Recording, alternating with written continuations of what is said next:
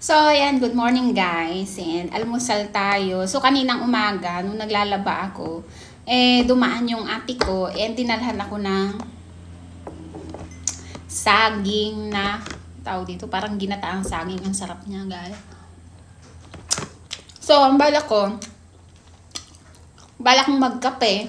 Magkape na lang kasi ang tagal-tagal ko nang hindi nagkakape kasi pinagbabawalan ako ni daddy na magkape. So, pumunta akong tindahan kasi gusto kong bumili ng kape.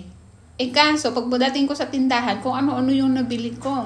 So, pag uwi ko na lang, eto na lang, nagtimpla na lang ako ng, may milk tea pa kami dito. So, milk tea na lang tinimpla ko.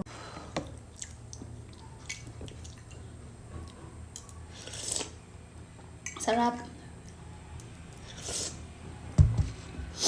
So, alam nyo ba guys, gusto ko na talagang magkape. Hindi lang talaga ako makapagkape kasi nga, bawal daw. Pero, ngayon, milk tea muna. Tigas mo ng ulo. So, eto, ngayon nung first trimester ko guys, masyadong maano ako sa pagkain kasi merong ayaw ako yung amoy, yung lasa, ganyan. Hindi ako nakakain ng maayos. Pero ngayon nasa second trimester na ako. Grabe, kahit ano na lang yung makain ko, basta mabusog lang ako. Kahit magising pa ako ng hating gabi, alauna, alas 2, alas 3, basta kakain ako ng kahit anong biskwit or kahit ano dyan. So, ayan, tuwang-tuwa ako kasi dinalhan ako ng ate ko na, saging. Ginataang saging, ang sarap. Ang aga niyang magising, ang aga siguro niyang magising, ang aga niyang magluto. Kasi ang aga niyang na dumaan dito Naglalaba ako kanina. Dumaan siya. So, ayun. Ang sarap talaga. So, almusal tayo, guys.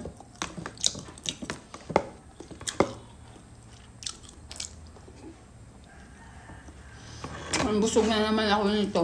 Ako pa ang busog na naman. Pero maya-maya, guys, gutom na naman ako nito. Ang bilis ko magutom.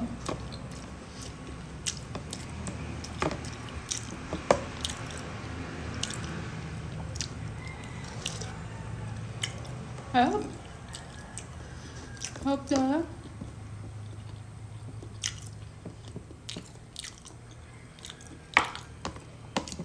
So, kanina, ang ginawa ko,